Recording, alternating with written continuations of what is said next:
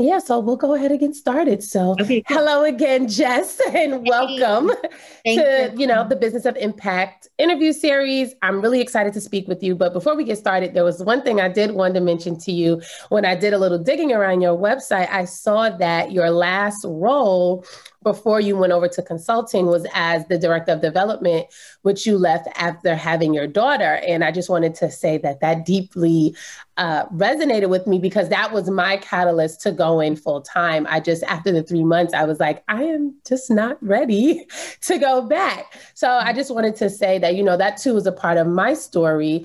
And so I really wanted to highlight that because, we make a lot of sacrifices, right? So tell me, what do you do and who do you do it for? Yes. So, again, thanks for having me, Jermaine. I am Jess Campbell, the founder of Out in the Boons, which was birthed out of, wanting to have a dual life of both on hands mama, but also a professional. Out in the Boons is a small shop consultancy that helps nonprofits, mostly small and mid-sized, raise more money online or in person. And the way I work with clients is the gamut because I have been a fundraising generalist, meaning I've produced $1.5 million galas to grant writing. I would say my sweet spots have to do with more campaign style fundraising, communication marketing. And then over the last year, I've become wildly obsessed with monthly giving programs. And speaking to you, a CPA accountant, I think recurring revenue is some of the sexiest words in fundraising. I would have to agree, especially now that, things have changed. And we also saw an increase, right, in the services that nonprofits provide, but them also needing to make sure that they have the funding that they need to even, funnel these services. So what would you say you love most about your work? So I'm a natural relationship builder. I'm a natural connector. It's really hard for anyone to get away from me when they're talking about anything from who do you know who's a good babysitter to who do you know that's a strong speaker to I'm really looking for my next insert, whatever. My brain just naturally clicks, and I have no shame in the game of connecting people. And that becomes a really helpful tool in fundraising. I like working on a deep level with my donors, now deep levels with my clients. And so I really think of fundraising as friend making.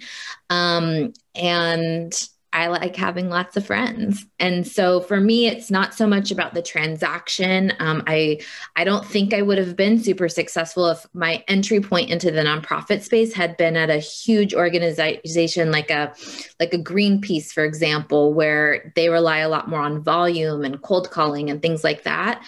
That probably wouldn't have been successful for me because like I said, it's all about the relationships. And I enjoy getting to know people and what their goals are and what their desires are, and then making matches philanthropically. I like that you use the term friend making because I think more now than ever before, we also see how important those relationships are. And a lot of times when you bring people into what you're doing, you keep them abreast and involved, they're more likely to continue giving. And so if you kind of like just make it cold and it's one and done, then the giving will be one and done as well. So I think that that is a great point. And so as I mentioned, this series was really about highlighting though, how even though this is what I call like heart work, it's also very hard work, right? And so there are a lot of challenges because in the nonprofit space, you have to be creative, right? You have to do a lot, usually with a little. So what would you say is your greatest challenge in your role and whether or not the pandemic actually exacerbated that? Mm. One of the biggest mistakes I see my clients and nonprofits making in general is trying to do too many things at one time. And so, one of the things I really advise people to do, I teach a masterclass on this, is pick 2 or 3 things that you can do in a 12 or 18-month period that you can do great, not good, not subpar, but excellent. And the truth is you can't do everything great at the same time. So maybe 2021 or 2022 is your year to get excellent at recurring revenue in your monthly giving program. You're going to throw a kick-ass gala, and maybe you're going to really start that major gifts program. But that means that you're going to have to put aside the grant writing for a little bit. You're going to have to put aside maybe that strategic plan, or maybe you're going to have to put aside that spring campaign that you've run for 15 years. You really have to prioritize what you can become excellent at and then stick to it and stay consistent at it. That's like my number one thing I would say people need to get organized first before they go for it. Yeah, I can totally agree with that. I think that's safe to say, even in business, like you got to get focused. Like you can't do multiple things. So totally agree with you on that. So we know that, the pandemic has shaken up a lot of worlds. Personally, I know in the nonprofit space, with at least in the accounting field, I saw a lot of organizations struggling to kind of move remotely, to move virtually. There were some organizations that it was like, I haven't been able to look at my books in, a month or so because it's on the server and I don't know how to access it. And so I'm curious, what from your perspective, what has changed in the fundraising world since the pandemic? Like what are some of the trends that you're seeing? Yeah. So online fundraising is not going away. It was actually the first year in many years where they saw not just a tiny tick, but a real strong growth in online giving. Recurring giving is up. And so I would at first say, if you are not online in some way, shape, or form, if there is not an easy way to process donations online for your organization, you need to start there. And there are a ton of companies out there that allow you to do that at a really low cost to free. I can think of GiveButter. I can think of Kindest. I can think of Flipcause. There's so many places, right? So that would be priority number one. I think you also need to meet your donors online. And so how can you show up for your donors virtually? I will admit that I think people are somewhat exhausted from being virtual. So like the virtual gala situation is not my personal recommendation, but can you reach out to your donors and say, hey, can we have a virtual coffee meeting for 15 minutes on Wednesday? I just want to check in and see how you're doing. Or can you host some sort of panel discussion on your topic of expertise where you can highlight your work, maybe some of your community members, and talk about what it is that you guys have been able to achieve during the pandemic? Can you host some sort of State of the Union, so to speak, where you're really saying like, this is where we are and this is where we want to go over the next 3 months? Like I said, virtual, it's not going away and you need to be adaptable. And there are very low cost, low tech ways to make it happen. From your perspective, have you seen where, specifically in this space, where organizations are a little hesitant to move virtually? I know I've personally seen where they're so used to things being in person, so used to showing up at the office, that some of these moves to, like, even for my example, like move to cloud accounting is like a heavy pull, like, in a lot of convincing to say, like there's a new normal coming, things are changing and certain things aren't going to go away. So, trying to find that balance of, yes, not everything may have to be virtual, but there are certain things, like the world has just changed. Totally. I had a friend, she's very smart. She works as a producer for like big fancy shows and things like that. And she told me at the beginning of the pandemic that people who are not willing to adjust and change, she used the phrase, are going to die. And she didn't mean actually die, but she meant float away, are not going to survive. Their businesses will not thrive. And I think that you can dig your heels in and try to keep it going, or you can adapt and evolve. And organizations that do that, I think, are seeing upticks in their donation. They are thriving in their fundraising. They're finding new audiences and new board members. And so you can be one or the other. I will always have a place in my heart for meeting people in person, for sending physical handwritten thank you notes. Like, that stuff's not going away, but you have to adapt and change. For example, there's tools like Loom, where you can record a very personal 30-second thank you video. How great would it be to show up in someone's inbox, surprise and delight them, give them gratitude in something that's very unexpected? So I think that there is a balance, but for those who think things are going to go back to normal, it's not going back to normal. There is a new normal, and you got to come along for the ride. I totally agree. And it's funny because my next question was, well, what do you think, like from your fundraising lens, though, that nonprofits will have to adopt or adapt to, in order to thrive post-pandemic? But I think you hit on a lot of those points, and it really is kind of, you may not have to completely change everything, but there are just certain things that you might have to shift to meet people where they are. We know that there's a new generation, right, of fundraisers. We know that now people talk about how millennials like to be a part of giving, and how we are in the nonprofit space, and that, a lot of us are tech forward and we want it to be easy, right? And so if I can't just go on your website and click a button to give, I may not give altogether, right? So just making sure that there are things in place that people can support you.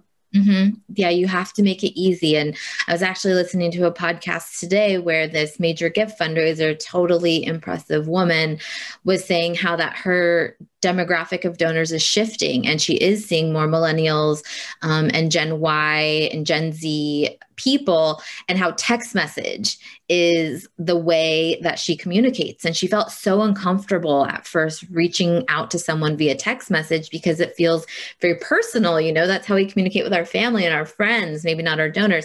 And she said, but you know what? They reply. And so it works. And so I'm going to keep doing it until someone tells me to stop. Right. Because listen, text message marketing is a thing. And that was even something I thought was like, okay, this is new. But like she said, you got to meet people where you are. And if they're responding, then clearly it's something that they must like. So, totally.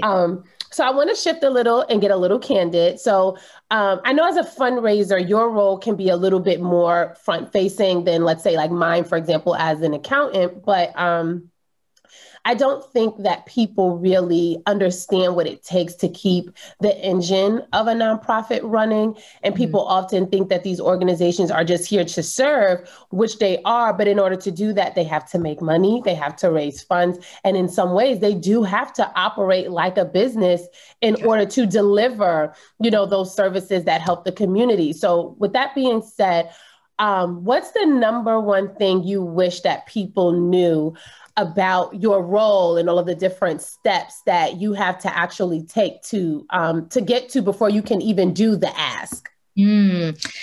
I think what you just said is so smart. There is this whole behind the scenes team that is working together to be able to produce a strong case for support. So if you're a fundraiser, you should become best friends with your accounting and operations person, because you need to know how expensive it is for certain staff members to run certain programs, because you need to ask for what you need. And if you don't ask for what at least those programs cost, you're going to not make it, right? You're going to be under revenue and in the red and not good, right? So you have to, in fundraising, you have to tell a complete story. Some of that pulls at the heartstrings, but some of that is a lot of logic and data. And if you don't have your systems to be able to track and monitor that concrete information, you're not telling a full picture. And more and more and more donors want to know where their money is specifically going. And if you can't say that $100 goes to Y or $50 supports X, or we need $100,000 to hire our next, Z, no one's going to want to come on board with you because they don't know what their money is going to. And people want specifics now more than ever. I also have seen people be more generous than ever. But it's when the nonprofit clearly communicates what their needs are, and you need to know what the numbers are to do that. I am so happy you said that. I feel like I'm talking, like I'm saying the same thing over and over, but I'm just from that same school of thought as well. People want to know how their money is being spent. And a lot of times, if there's too many questions around what you may or may not be doing, a lot of times people won't continue to give. It really is about being transparent. And it's not to say that you are doing something that you shouldn't be doing, but you should be able to show me, right? You should be able to tell me. And that's why I think it's important. Know your numbers, Mm-hmm. I actually had, I listened to a conversation with Scott Harrison, who's the CEO of Charity Water. And he was like, I don't care if you're asking to fund a fax machine or a copy machine, and you need $14,000 to buy the new office copy machine. Say you need $14,000 for that copy machine. Take a picture when you buy the copy machine, print something on that copy machine and send it to the donor and say, thank you, because of your gift, we have this new copy machine. Like, it doesn't matter what it is. People want to be helpful for causes that they love and support, but they need to know what the money's going towards. Yeah, and I think sometimes they just want to be included, right? Like, I love getting impact reports for organizations that I support and seeing, how my donations were used to, affect change. And so I totally agree.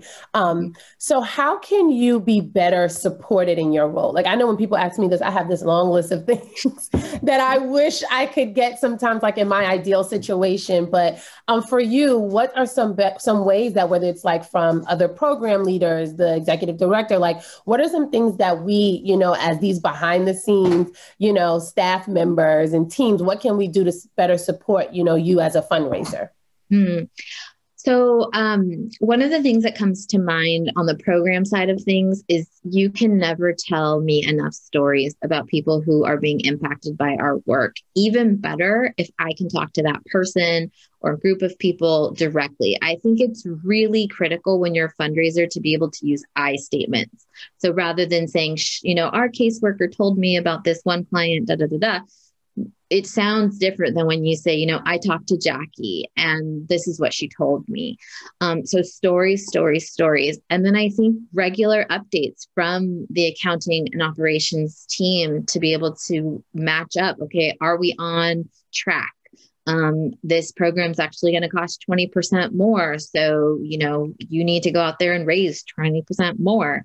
I think it's really also sometimes fundraisers and fundraising. I think it's because people have their own feelings about asking for money.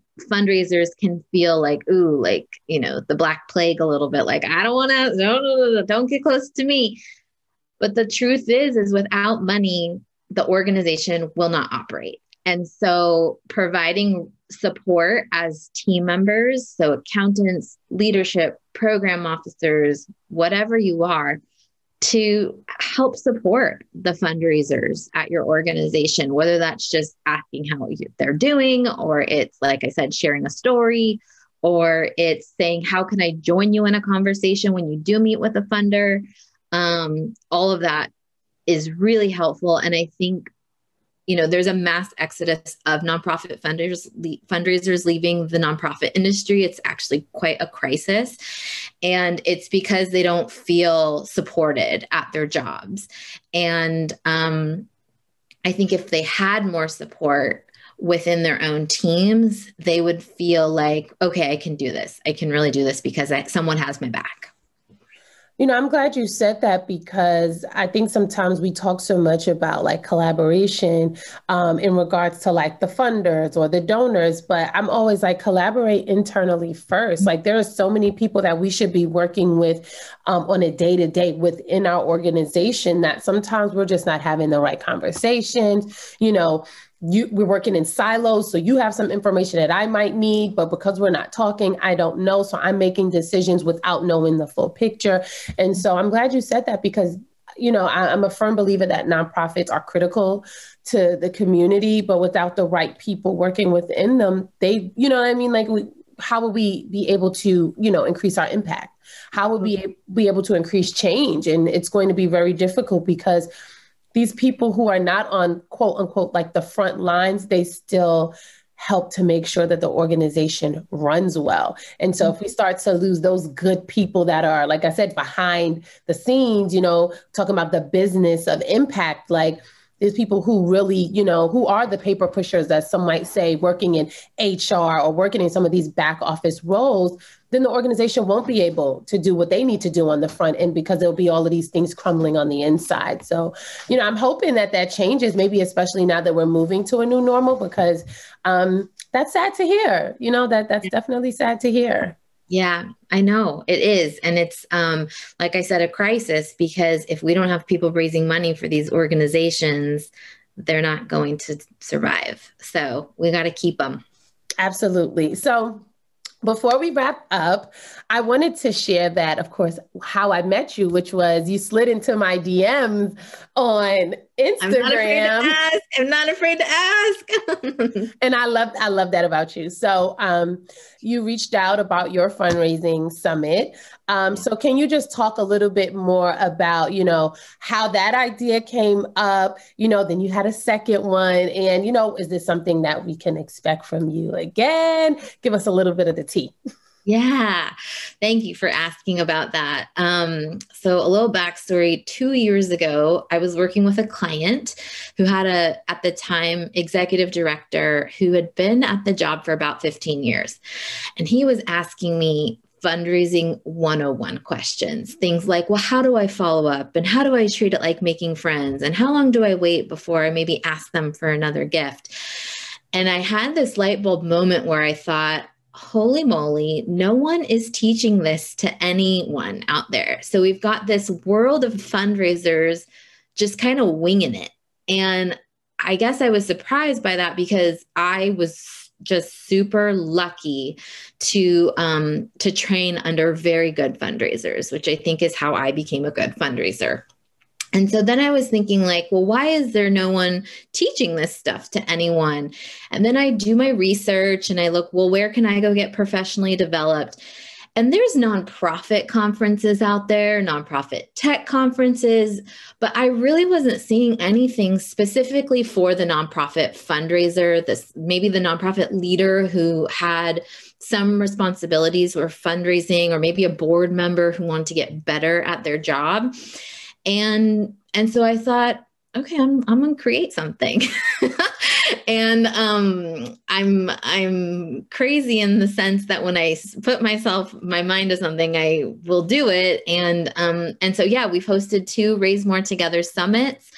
We've had over 100 speakers join. We've had over 2,000 people as attendees. I'm very proud of the fact that our lineup of speakers is incredibly diverse, from people of all racial backgrounds to all genders. That's very important to me. And we'll be hosting our 3rd one in August, which I'm so excited about. And who knows where it'll go? Maybe someday it'll actually be in person. I'm trying to decide if that is, maybe I need to talk to you about the cost benefit of that process. But I just think it's such a great way to bring nonprofit leaders and fundraisers together in community where they're learning the how to do the job. And then also in a community where they feel like, oh my gosh, this person really gets it because they're doing this job too. And so we've got a great Facebook group and community. And I've been actually surprised at how successful it's been.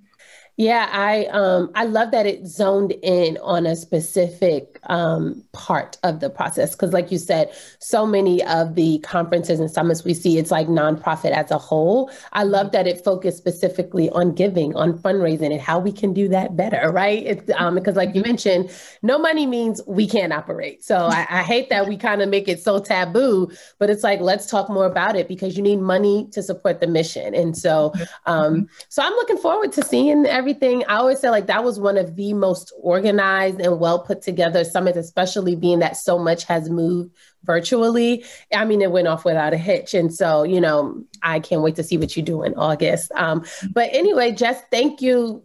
Like, I can't say thank you enough so much for agreeing to be interviewed. I enjoyed being a part of your summit. I don't think I've ever shared this with you, but I actually worked with one of the nonprofit leaders who attended the summit. And we're still in contact actually to this day. And so I love that. I love that so much. I like I said, it makes me so happy to connect good people to good people. So I'm so glad that happened. Yes. And so it's been awesome. Like I will say, like I've built different connections even with some of the other speakers.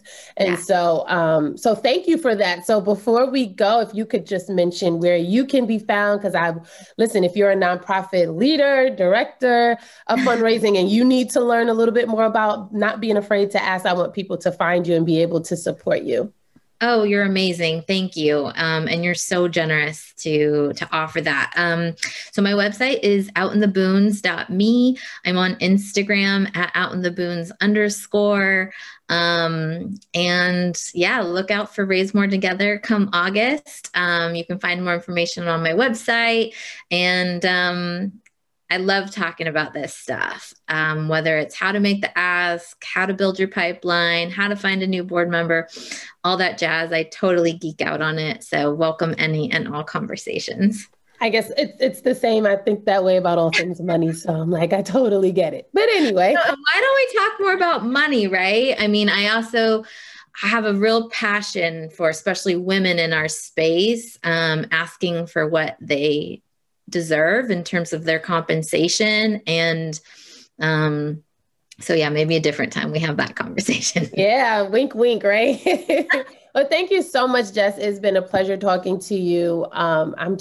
I'm excited to get this information out there. Like I said, I have a lineup of about 8 people, and we'll be talking about different parts of the nonprofit process and what it takes to keep it running. And so I'll, of course, let you know when things are coming out. Yes. So thank you so much.